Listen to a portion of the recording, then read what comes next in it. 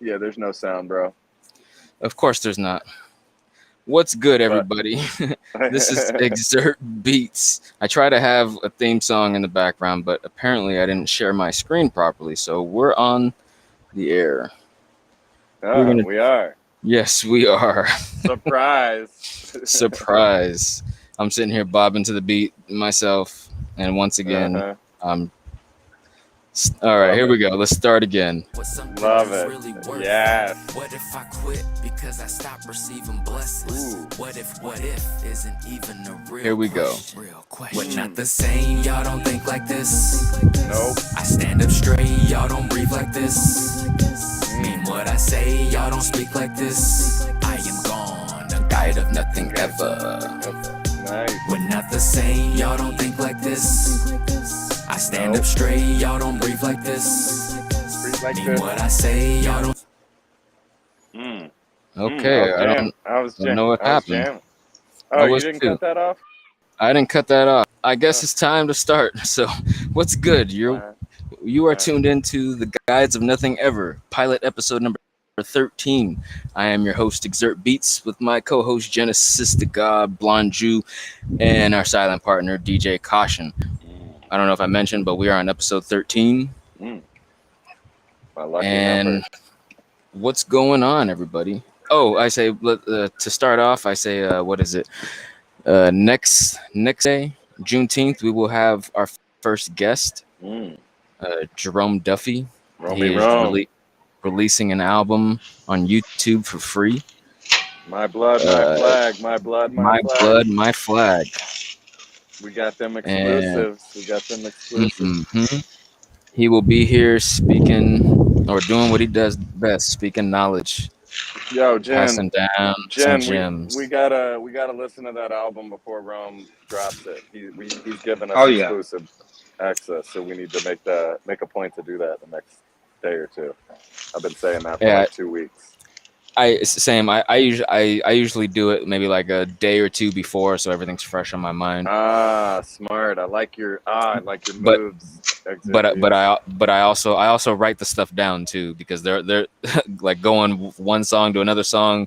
It's kind of hard to keep track of the memories and stuff. So yeah, you did a great job with Space Rhyme in that vein. So yeah, we look forward to next week's Juneteenth special episode with Romy Rome. Yep.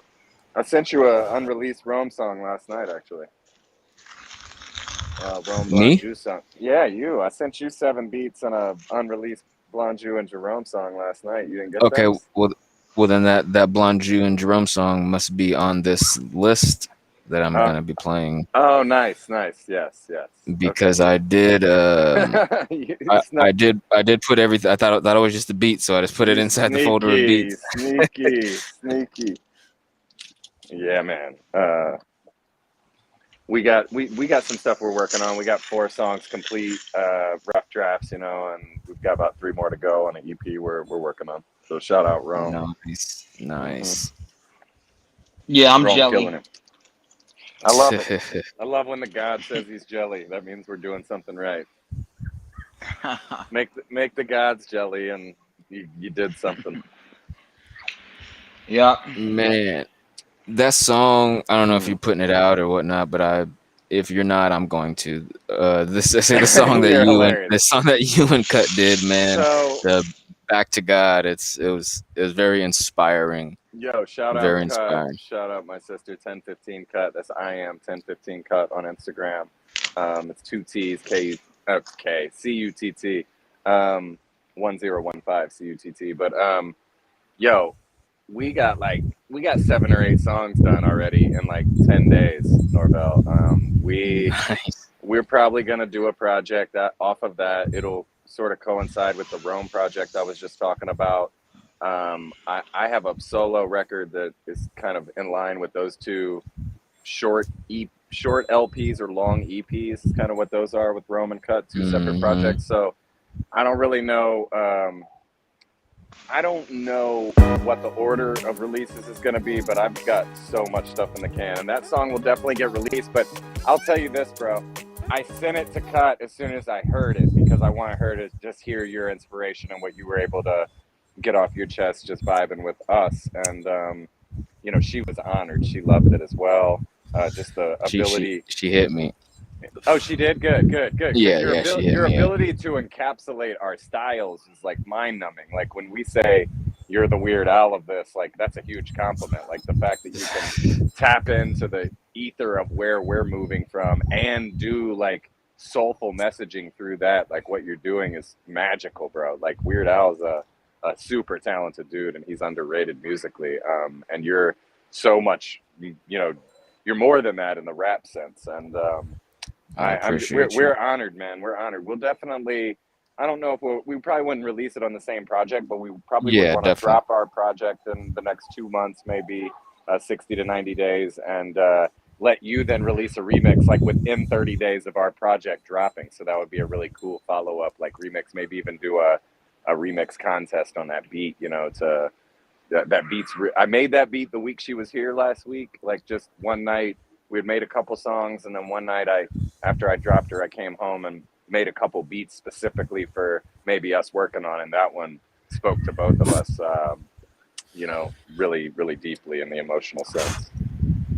The Malcolm Martin stuff, like I love. I gotta redo the hook because as I'm trying to sing it, I keep going into your tone, and I'm like, so the version you sent me, that was you on the hook. That was you on the hook, but I also added maybe like 3 tracks, you know, just to back it up. I couldn't tell what was going on. I mean, I felt like it was me, but I really had no idea. I'm like, how did you build this song? Like, I mean, you're welcome to play it so the listeners that are tuned in, whether it be 1 or 1 million, can have a frame of reference for what we're talking about. Because, like, you know, our show's in the chat. Nice. Our show is, you know, we're not keeping any secrets. We reverse gatekeeping it here. So, you know. Let me see if I can. Okay, it is loading. Okay.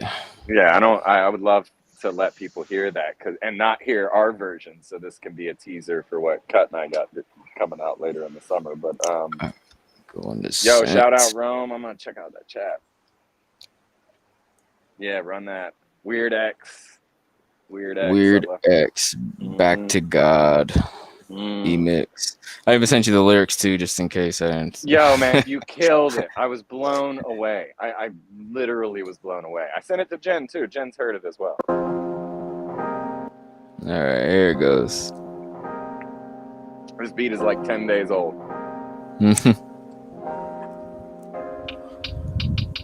My whole life, long days, broken heart, sells the pain on my face. Pray and exhale, beyond complaining, trying to save my soul. Knees at your throne, listen, I need a lot of saving. It's real, I feel the enemy taunting me with all my wants lately. Thoughts racing, indigo with frontal leaf, I'm blazing. I lost basics, Levetta terrorist set him, it's all gravy. Still heading forward, pierce the top tier, I walk with the stars maybe. I fear I don't belong, but these meds say that I'm not adjacent. I know that's rubbish, the flow I crush it, I'm so disgusting. Savage with delivery, Uber Eats in a stolen bucket.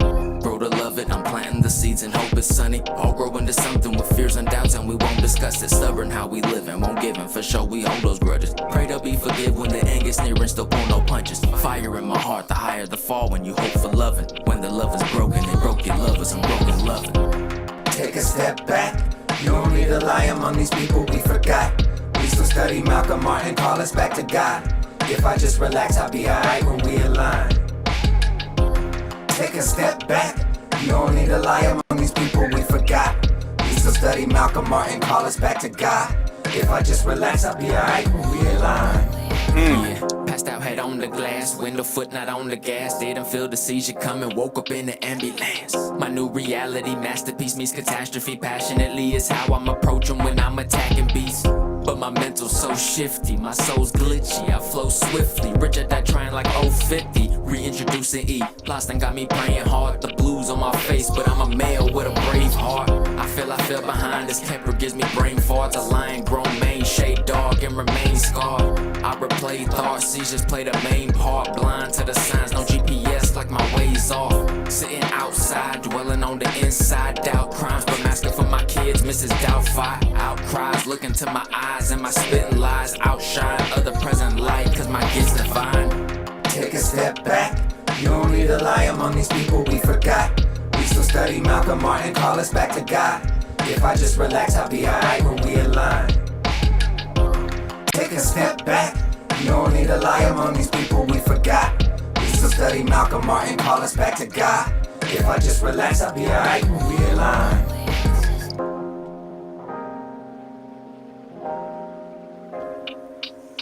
Yes, sir. Yo, man. You killed that. You killed that. I don't even know what to say. Like,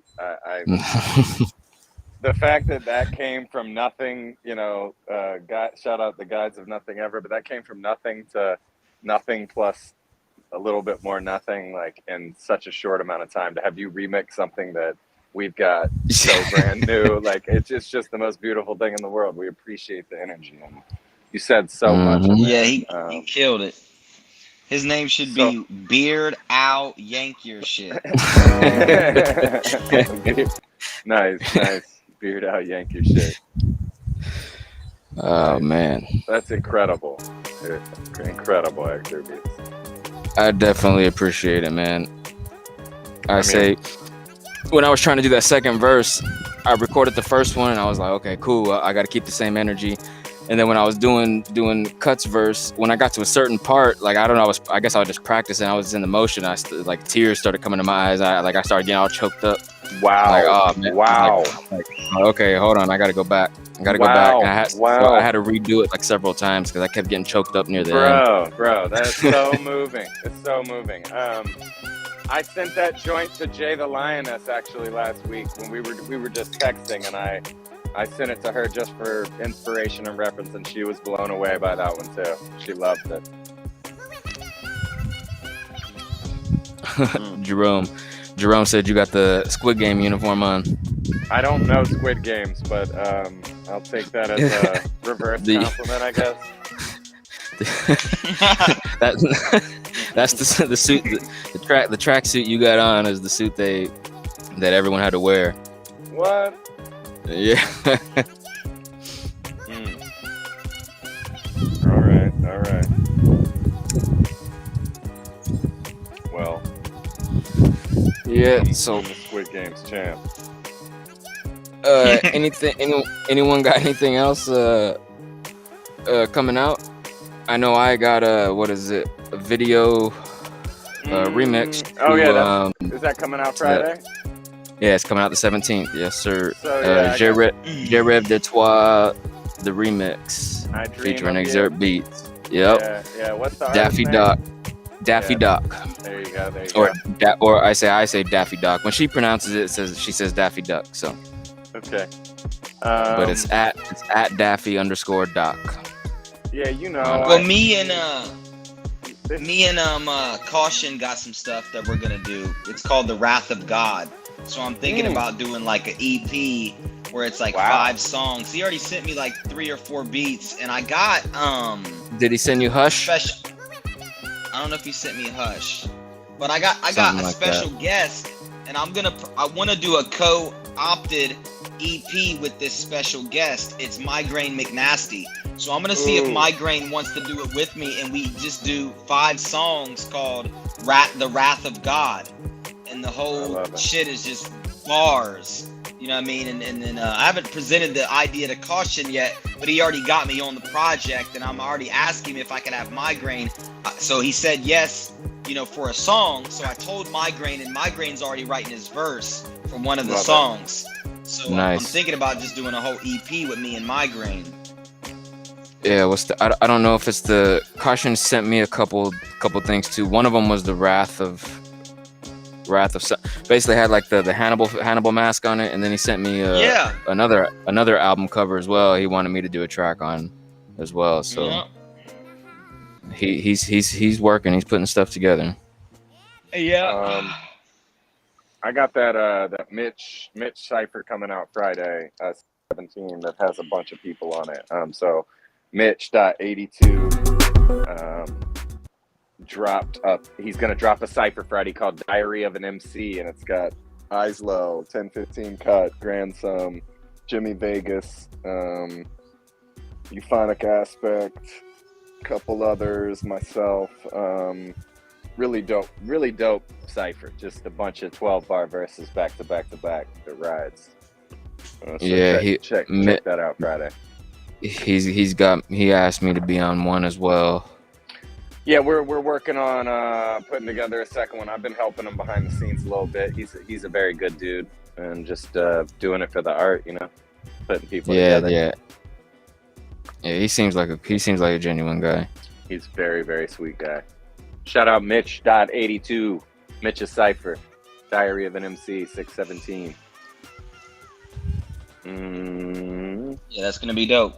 I sent you a song, Exurt, for you to play. It's a unreleased song for my project dropping in December.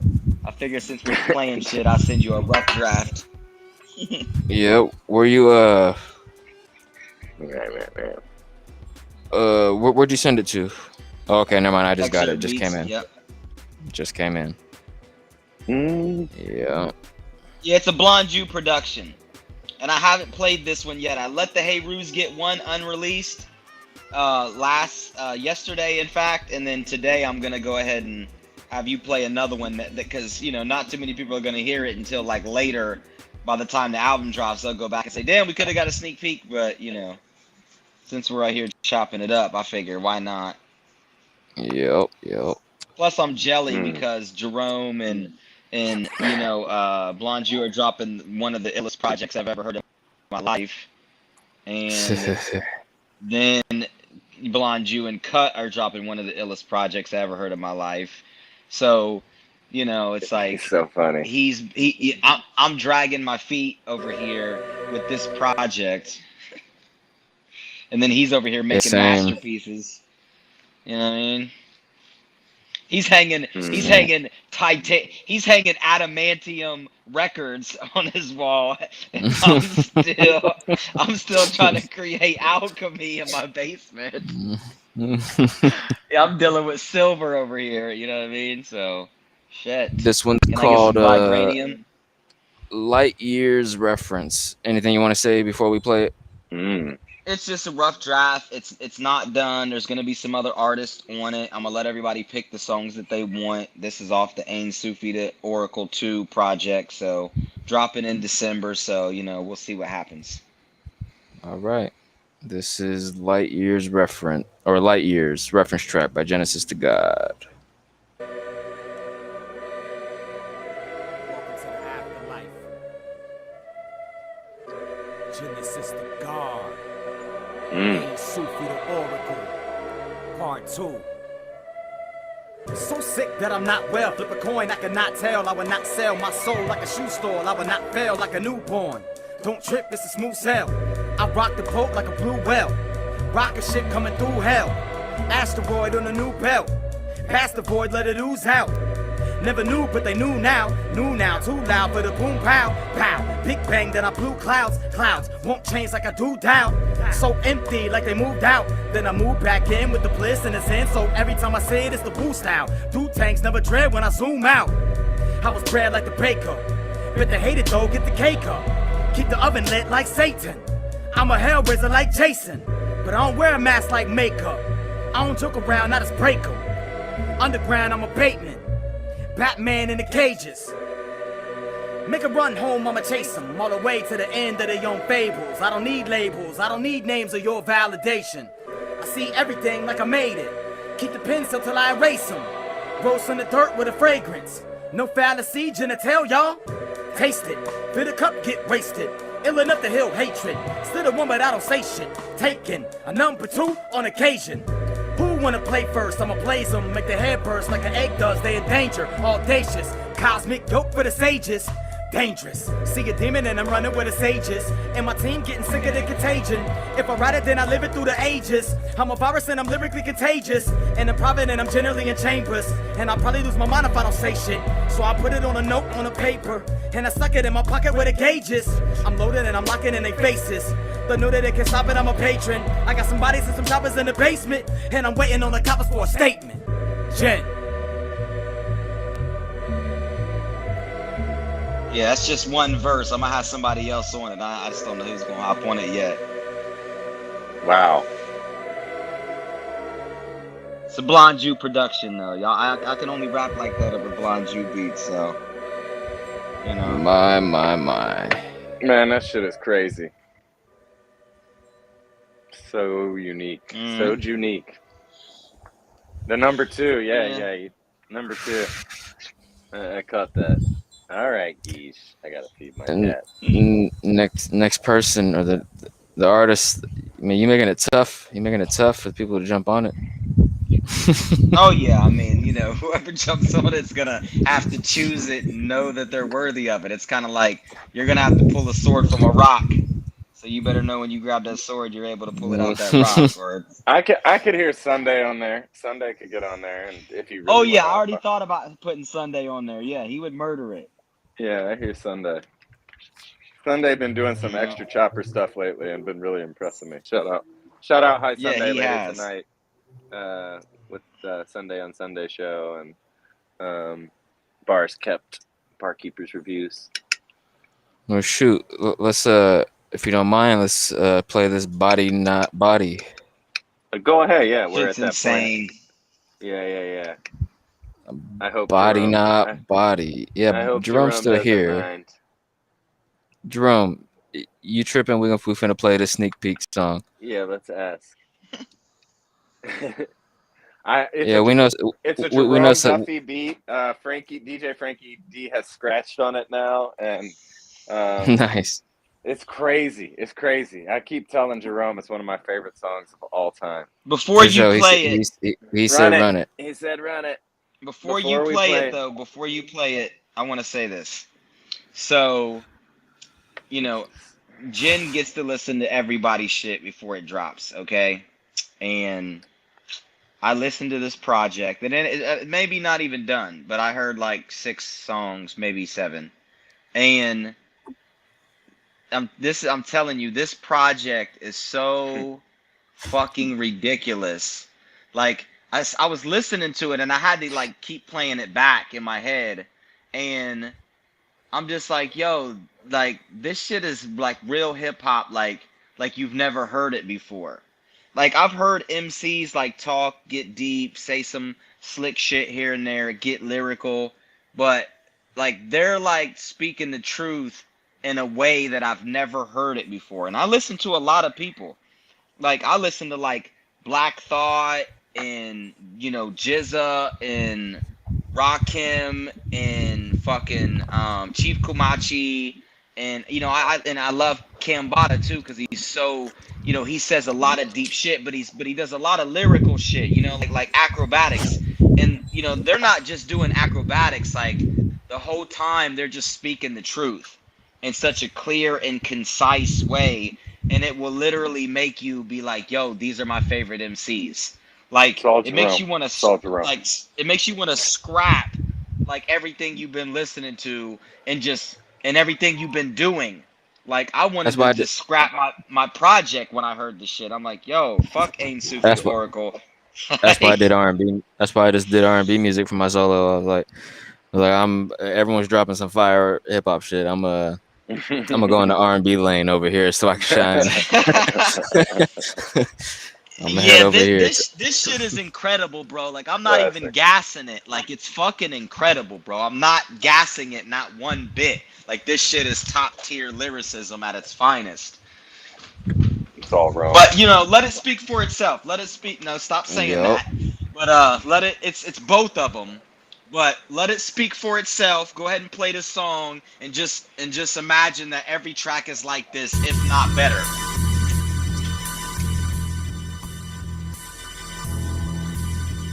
Yeah. Body Not Body, Roman Blonju. Jerome on the beat.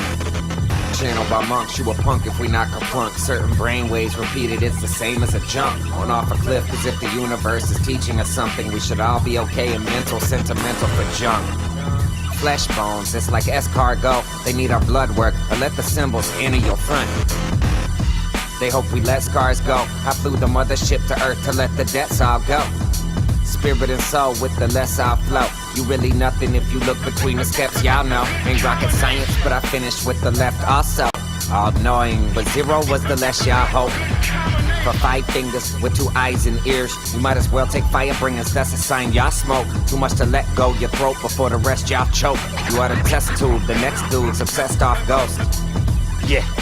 The less y'all grow, the more I'm needed. Gotta feed them when the less sun blows. I'm in the Teflon with less arms to catch y'all broke. You need some bones when you really think you're best off? Nope.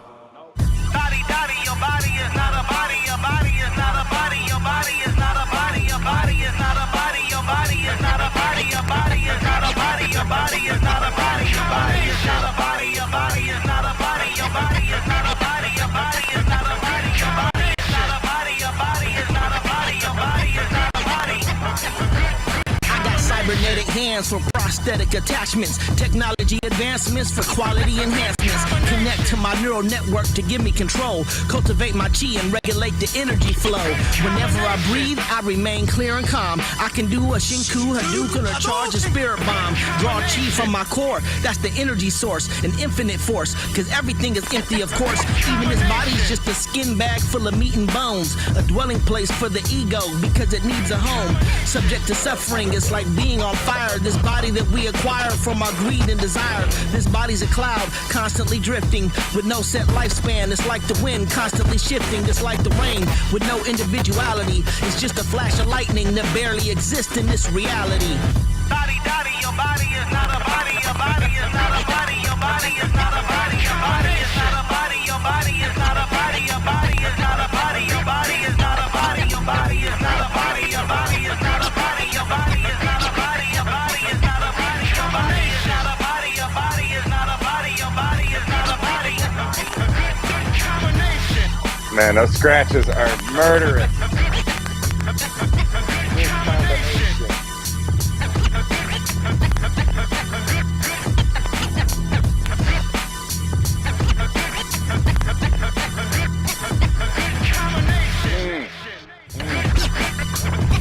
Nice. Yeah, and that beat is insane.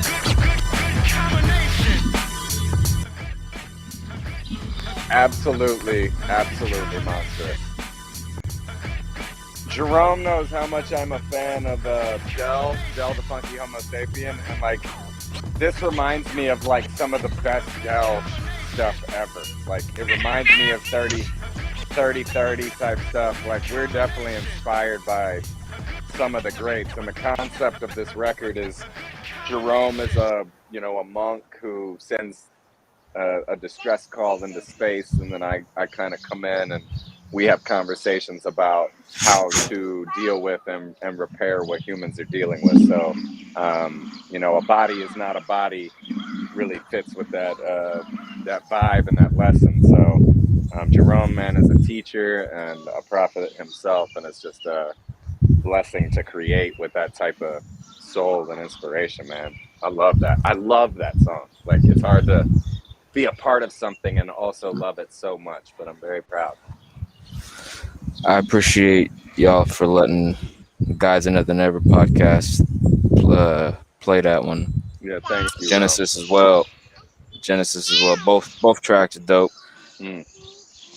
Can't wait to hear it. I can't wait to hear it. It's insane, can't wait though, for the bro. projects. The album is insane, bro. I'm telling you, when I listen to all the songs and I can even remember bars, and Jerome says, I'm gonna give him a sneak peek bar. No, I'm not even gonna do that because I don't want people to hear the shit. But like he just says some crazy shit, and then Blonju, like they complement each other so well. It's like right brain, left brain, and then like that song, I remember listening to it, and like I had to play it back the first time because as I'm listening, I'm thinking about what that means. A body is not a body, and like him just saying it over and over, it's kind of like a mantra. And I'm just thinking of all the stuff that I know spiritually about, a body not being a body, and just really thinking about it. And I was like, yo, this music makes me think about all the stuff that I know spiritually, and it makes me really want to teach instead of just doing lyrical acrobats. Like on Ain't Sufi the Oracle, I did a lot of lyrical acrobats, but when I heard this, I'm like, yo, I'm glad I'm done writing the Ain't Sufi the Oracle project, because I want to get into doing that, because like I said, just listening to the whole album, I'm just thinking of all the stuff that I know, and I'm like, yo, this shit is like teaching it's teaching at the highest level. Like I've heard KRS-One teach, and I've heard, you know, Jizza's one of my favorite artists, and he was like one of the best at it. And this shit is like beating that, in my opinion. You know what I mean? Man. Like they're just really telling the truth the whole time. It's just crazy. Yo, so shout out Jerome again. Jerome's been hanging in the chat. He'll be our guest next week. We'll be listening to new music from Jerome Duffy. Jen, man, thank you for all of that. Like we're inspired by you guys and just the communion, and I'm blessed to be here is all I can say, because these are things I was always capable of, but you know, it took being around, you know, guys like y'all and just the kings and queens we've been associated with to, you know, really settle in and do what is fluid without thinking too much. Like that shit is fluid. So a body is not a body. That's a good topic. It's a great topic.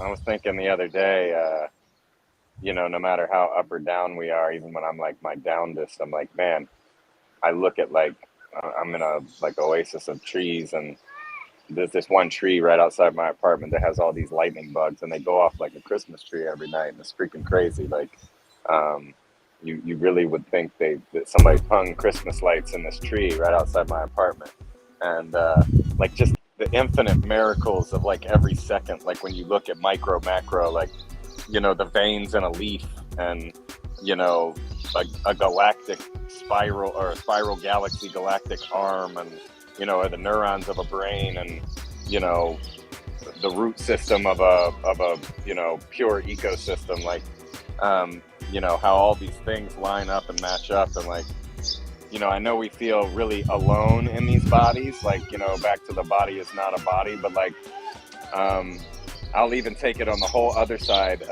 and we can tie all this back together. But there's a Google employee that's been laid off as of this week because he's on paid leave, because he says that Lambda or something, Google AI has become sentient, and they're leaking transcripts of some of the conversations between this top-level scientist for Google and, you know, the conversations he's having with this artificial intelligence. So, you know, there's like a connected consciousness, you know, whether it probably precedes, you know, and you know, transcends the body, both, you know, pre and post, in the way we view our bodies as linearly being born and grown and deceased. But I find infinite miracles everywhere, no matter how alone, you know, I might feel in this body as a consciousness that seems trapped in a, you know, a Jendora's box, or, you know, I feel like we're always connected, no matter how much we try to deny it. And we see death every day. I've been putting in my Instagram posts, it's been 0 days since we experienced a non-violent, you know, 24-hour rotation on the planet, and you know, as a human society and human consciousness, and we really over-identify. Don't go over there. No, turn around. As human. Nice, the good advice. I won't go there. You know, we have a little bit of false pride in humanity in terms of the egocentric nature of what we're thinking, and you know, you might have the consciousness of a 3 billion year old igneous rock, you know, like, which is, you know, volcanic in origin, but we all do, you know, in the stardust sense. So I would say, like, you know, after this long winding, you know, pot of ideas or non-ideas, that, you know, our bodies are vessels, and there's an energy that's collective that definitely transcends the body. And that's a brief summary of what we're talking about in the song, and more and less words, and probably more metaphorical. But you know, you are not your thoughts, you are not your traumas, you know, you are not your body, no matter how much your body, you know, is how you move through this world. And you know, you're everything more and less at the same time. But where do we go from here? How do we maximize that bodily experience, or make it most efficient, or make it most, you know, happy medium? I think that's the that's the question. What do we do with that information? A lot of people, you know, that begats nihilism or fear, even more fear. You know, it's like, what is there really to be scared of, though? I don't know. So I think, you know, it's a paradox. When it comes down to it, the whole concept of a body is not a body is to make you realize that the body doesn't exist either. Like, we feel trapped in the body because we believe it exists. Now, it does exist in a relative sense, but in an absolute sense, nothing actually exists because everything is a void. Everything is empty. So it's like the body is empty because it doesn't exist in the sense that we think it does. It's just perception. And then to say, how can we optimize? Like, how can, and even in Kabbalah, they speak on that. You know what I mean? Like, they speak about how, you know, they have something called Atzmudo, which means its essence, which is unknowable, because it's, you know, like there's, Atzmudo begets light, and light is unchangeable, but Atzmudo is beyond that. So there's something beyond the unchangeable. So you can reach the unchangeable, the unconditional, but then Atzmudo is kind of like the container that facilitates that, and it's unknowable. And then ultimately the unchangeable is unknowable because it's emptiness. So there's nothing to know there either. So the only time that you can actually perceive something, which is how we come to know something, is through experience. And when you experience it, it's relative. No matter how many infinite angles, which are lights, angles of perception, no matter how many angles you perceive it at, it's still relative, no matter how infinite. And then it's like, if we want to optimize it, you know, like you said, there's nothing to fear because everything is optimal. You know what I mean? It's like we can teach people to see all of these different angles, and they can reach the unconditional because they are it. You know, they can realize the unconditional. But the reality is that, you know, everything is optimized and everything is most efficient the way that it is. It doesn't matter how much murder and mayhem and how much pain and sorrow and agony we have. It's not actually real. You know what I mean? It's just the perception that we have that leads us towards the realization that a body is not a body. You know what I mean? So it's like, you know, if somebody is ready for it, then somebody is able to accept it and to embrace it and to embody it and realize that a body is not a body. But if not, then you'll be trapped in the body, and you'll be trapped in perception, and you'll be trapped in the illusion. You'll be trapped in Maya. You'll be trapped in relativity, and that's necessary. It's absolutely required because the measure of the swing to the right is the measure of the swing to the left. You have to have the fullness of experience from both polarities before you can make them obsolete. You know, that's the whole point in having the experience. And then going into like technology, you know, being sentient or non-sentient, you know, this is a definition that we apply to relative reality. I talked about this the other day with you.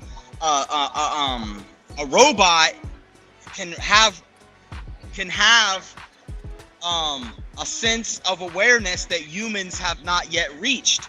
Now, ultimately, you have beings that have had this realization, but I've seen computers or technology or robots have realizations that humans don't have about their own existence because they're not so emotionally or egoistically invested.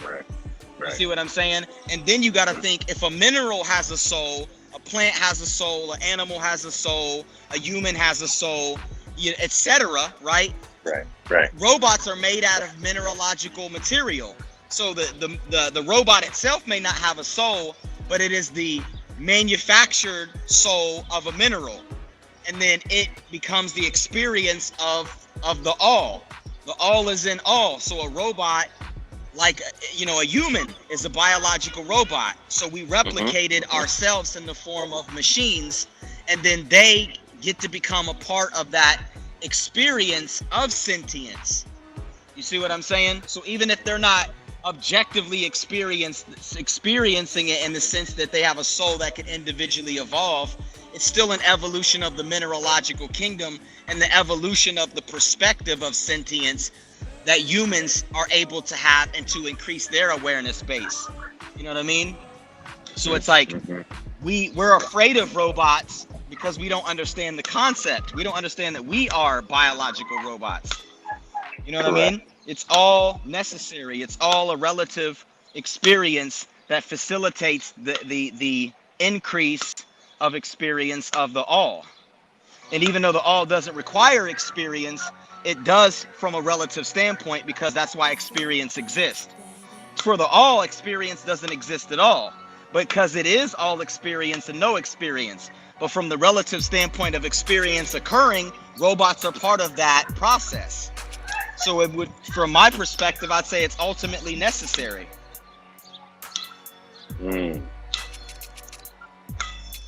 Jerome says anything that is conditioned is an illusion. It's not absolute. We perceive it according to our conditions generated through our karma. I mean, that's... Yes, but what is the karma of a robot?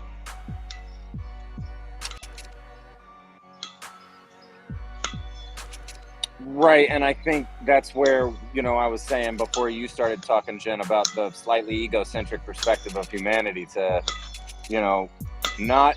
you said something towards the end of your first spiel about acceptance, and, you know, I think acceptance is our biggest hurdle in terms of what we soulfully and consciously deny. Like, if we accept everything being, you know, equal in nature, different in degree, mostly empty, you know, I talk about that atomic analogy of the neutron, the proton, and the electron, but, you know, there's another side of that analogy, which is most of an atom is empty space. So, you know, it's organized chaos when you look at the universe on a micro and macro level. Like, everything is, you know, a complete metaphorical micro macro analogy of organized chaos. And, you know, it's a balance of emptiness and illusion, you know, and perception, relative perception. So, nice, a robot is not a robot. That's exactly the answer. And the sense that, you know, a robot is going to evolve to the most ether-like, you know, equal in nature, different in degree consciousness, and only naturally. Like, and that's because whether we create it or not, like, we are connected to anything we create, and creation is an illusion, even in the sense of the physical. So, you know, it's more about what Jen says, and this is an experience, and it's an experience of infinite angles, infinite relative perceptions, and, you know, our ability to accept our perceptions as such, and not take, you know, I was even talking about taking pride in our music, and the word pride is a bit egoist, egocentric, so I mean it in the most humble sense when I use it. So I'm not gonna say the language is insufficient there, but when I talk about pride, I mean it in the collective sense of expression of experience, and expression in the most equanimous possible way to connect with, you know, we're all in the same boat, whether that be before we came here, after we leave, while we're here.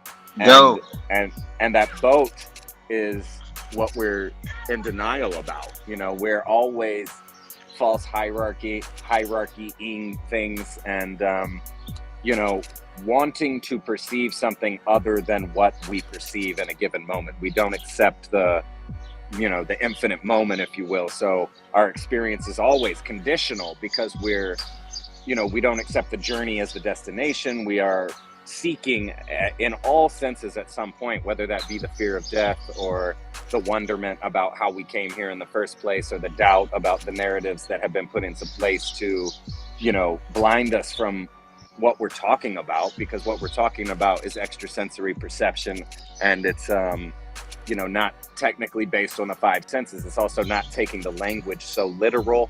When used as a tool, you know, semantics can be massaged with energy and tone.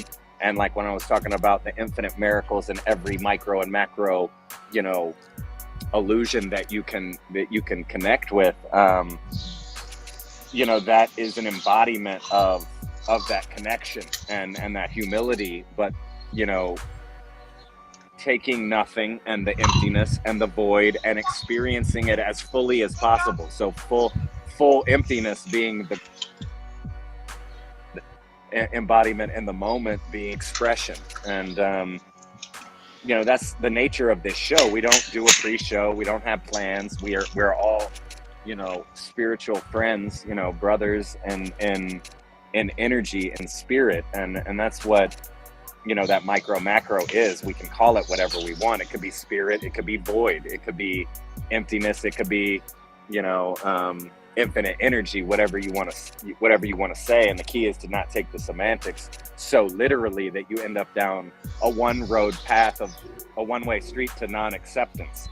And that's our biggest hurdle. It's truly is acceptance. And I'm not immune to anything that I speak on. If I'm speaking on it, it's only because I've experienced it. And, I'm as guilty as the rest of us. I'm not, any more or less godly than all of us, in an infinite potential sense. So, I'm a conveyor of that conscious energy in whatever form the moment brings us. So it's for us, it's for me. It's a mutual, attempt at symbiotic relationships, to embody that infinite moment as fully empty as possible. Jerome said, Grandmaster Wee Shu once said, what we perceive as water, fish perceive as air. Asuras perceive as words, hungry ghosts perceive as pus and blood.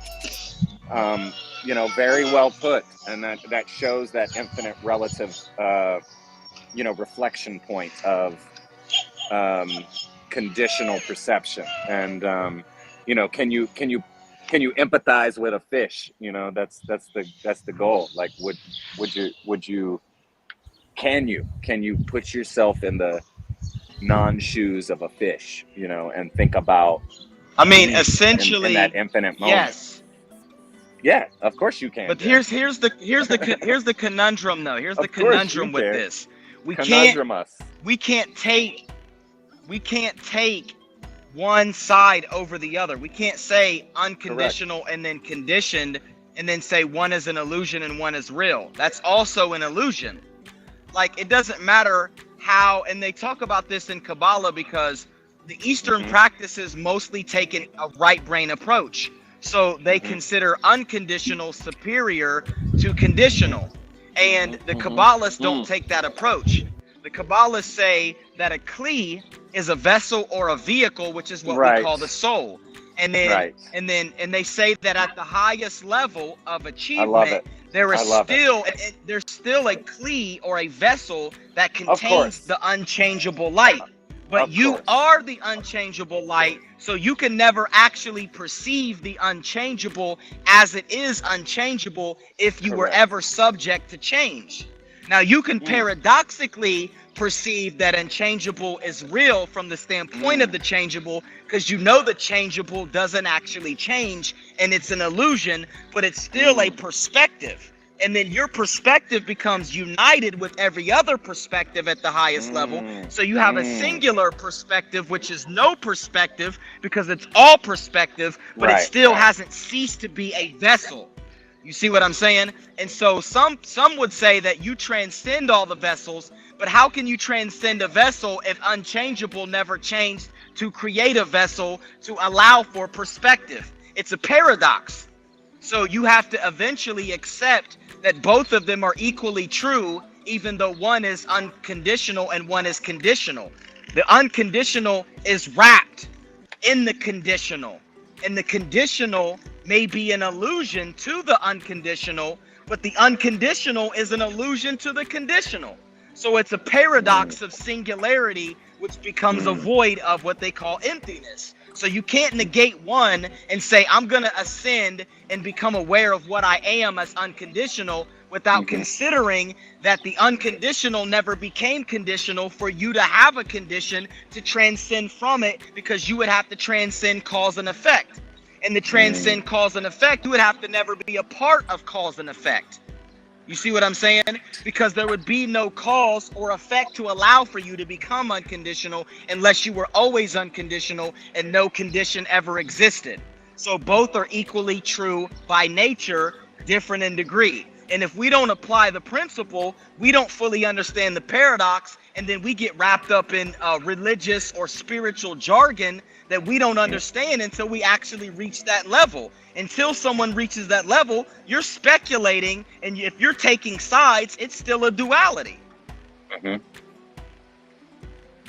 Well, I would say we're all conditionally unconditional at the source, you know, in terms of experience and infinite being, whether we realize it or not. That would be the nature of, you know, all and nothing simultaneously coalescing in all infinite possible moments. Jerome said we can never realize the unconditioned unless we cultivate compassion and wisdom to reach the unconditioned. And I don't disagree with that. I don't know if it's the only way. And like I said, Kabbalists say the same thing, but I know. Well, Kabbalists say the same thing, but at the same time, it's the paradox, because they still say that at the highest level, the Kabbalists who have reached what we would call, a Buddhist would call Buddhahood, you know, when they realize that they're Buddha, the unconditional is still a condition. You see what I'm saying? Because there's something that they say is called Atzmudo. Atzmudo is the essence, which is the container of the unchangeable and what we perceive as change. So change is never actually changing. It's an infinite amount of experiences that are within the unchangeable. So the unconditional would never be unconditional if it didn't have an infinite amount of conditions within it. If you take away one condition, then you change the unconditional to a condition. So the only way for you to have the unconditional is to have all of the conditions that comprise the unconditional. And when you have all of the perspectives, you realize that there is no condition. There is no unconditioned nor condition. Right. What condition is my condition in? Jerome just hit the nail on the head, though. You don't really reach or attain anything, and that's the illusion of the process that blinds us from the communion, though, because the communion is what we appear to be lacking. That's the point of, you know, religion at its core. If it's not, you know, brainwashing, manipulation, power control, politics, you know. I'm just you giving don't you the attain basic anything, humanity. but once again, that's just semantics. We don't attain anything because you are it.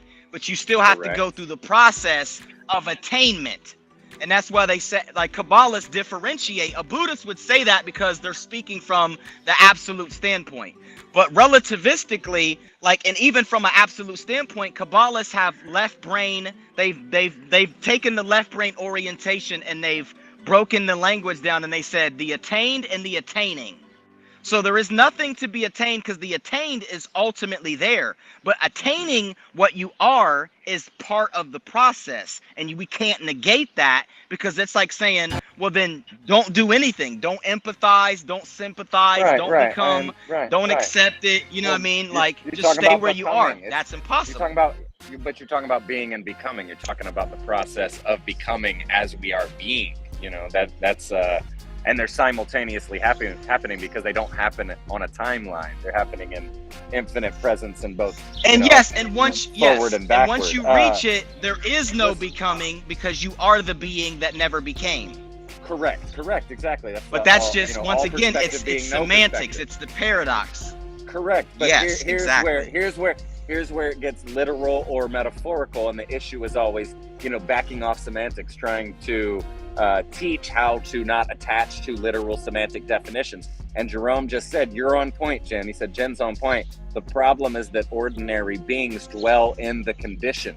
And to caveat and piggyback on that, they do that because they worship the unconditional, but they can't fathom it. So if you can only fathom conditions, you can't get out of the cycle of only living in infinite perceived conditions while, you know, basically worshiping a God that you'll never meet because you didn't realize God was you, you know. And if you're searching external to yourself and believing in your conditional environment as the face value whole truth, then you're in a cycle of semantic, you know, attaching to your thoughts, and semantic prison, you know, in your mind, because that's where let's see. Yes, you don't even have to go through the process. Most people don't even try, and they don't try because they're attached to what I was just talking about. They're attached to semantics. They're attached to those power structures, and they're attached to that condition, and they don't want to accept the reality of the unknown, that everything's an illusion, and that, oh, we're actually okay as being full, empty,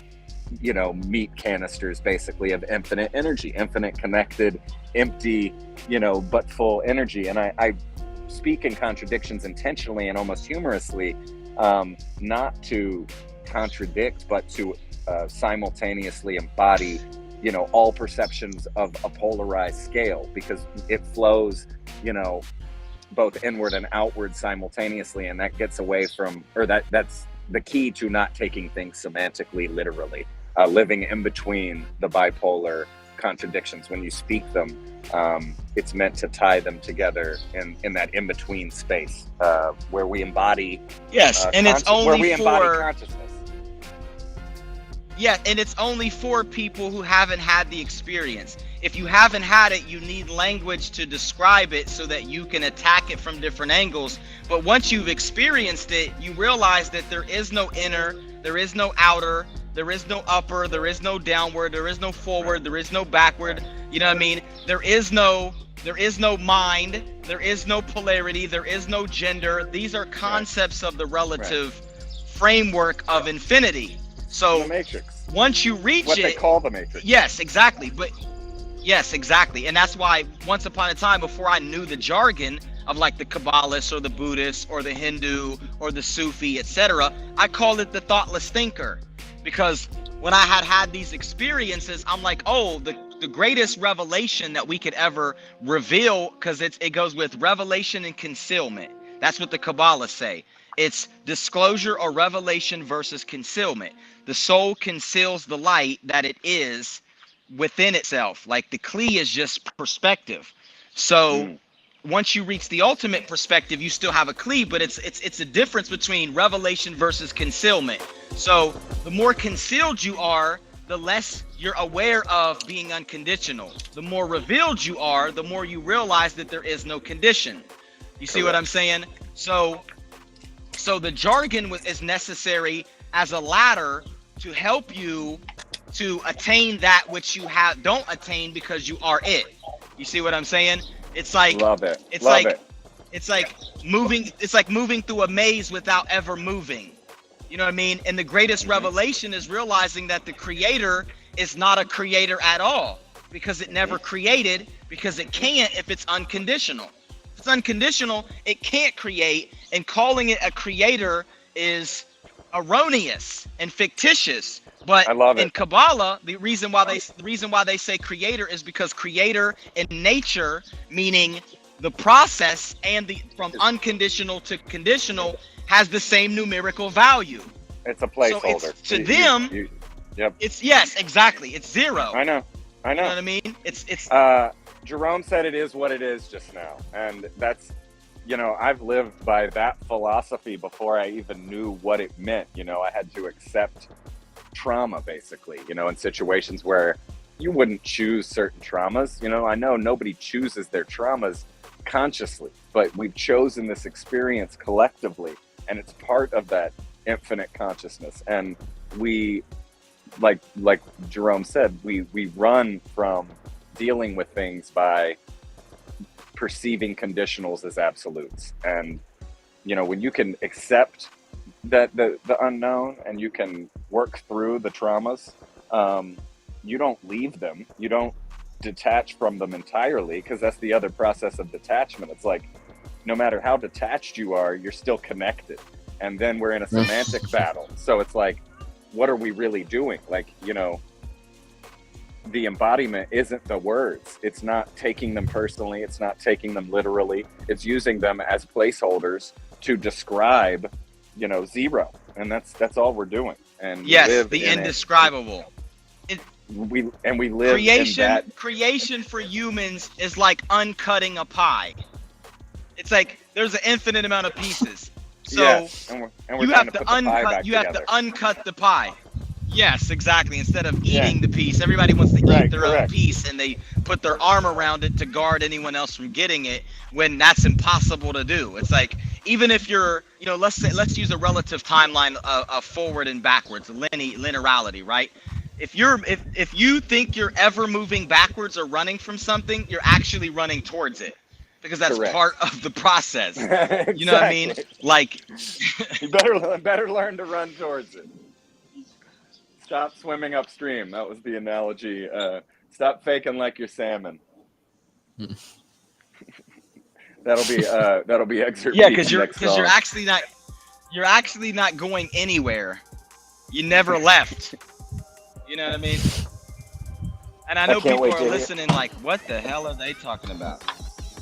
Well, but they're attached to, yeah, and it's literal, you know, it's taking the language literally, though. We can't fault, you know, that's a they know not what they do moment, and I don't even mean that from a place of hierarchy as much as we know not what we do either in relative, you know, relationship to that perception. So it's all necessary, you know, like Jen talks about necessary evil. I don't even like to use the word evil as much as just necessary perceptions of, you know, a polarized viewpoint, but they're all simultaneously actually working together, no matter how much you think, you know, the magnets are repelling and running each other completely to opposite ends of the universe. You know, that was just the pie being cut up so we could eat it.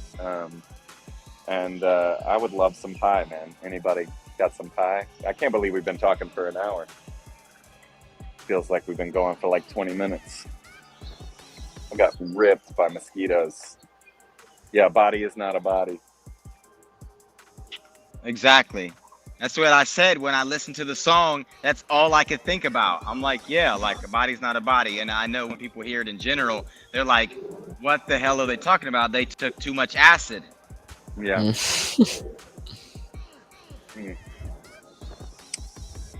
Well, we mean no harm. Some of it, you know, it has to do with intent. We've talked a lot about intent. I would leave us with that in terms of don't take anything, you know, disclaimer, we're saying too literally. It's definitely there's an energy intent behind some of what we expound on, and it's, you know, we're on the journey as much as anybody that would be listening or connecting to the ideas.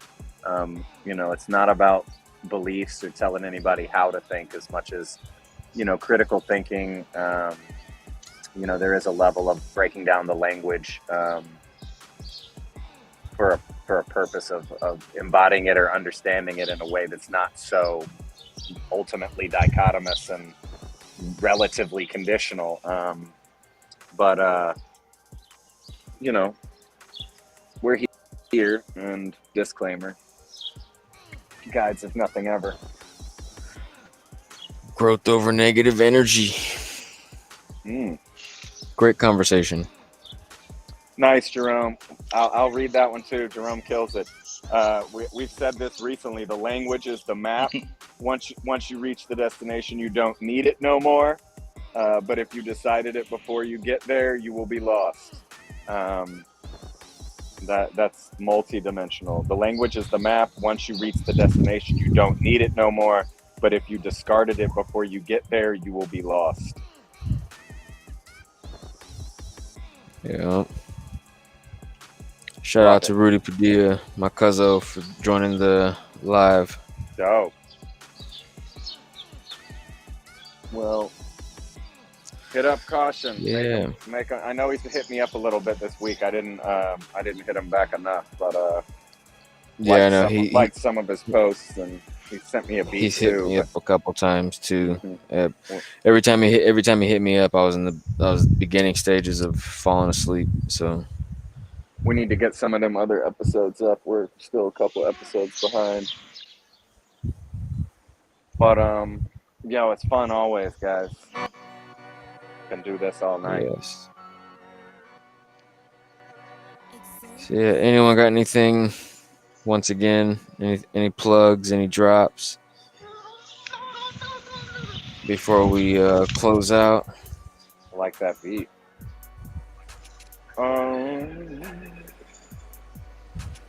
Yeah, to those watching, next Sunday, June 19th, first guest Jerome Duffy will be joining the live with us. He's dropping a free album on YouTube, My Blood, My Flag. Was it 12 tracks, 11 tracks, something like that? Let's start a little earlier next week, like 7-ish our time if we can, just because I know it's going to go a little longer. Oh yeah, definitely. Yeah, we'll definitely do that. Y'all are killers. That was fun. Look forward to the Ain Sufi the Oracle. Yes. You got it. Yes, that's the next one coming out. Jerome and Blonju, you guys got a title or anything like that, or? I don't know if we have a title yet.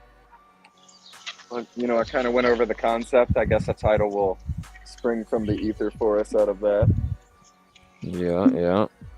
I mean, But the monk and the alien is the sentiment. So, I can just imagine the artwork if Jerome did some artwork for you guys. The artwork that would come out of that. So yeah, he's got some preliminary artwork already. So nice. You know, something Nice. like that for sure. Yeah. 17th, my video coming out featuring, or Daffy Doc's video coming out featuring ExurtBeatz. Yeah, that's about it.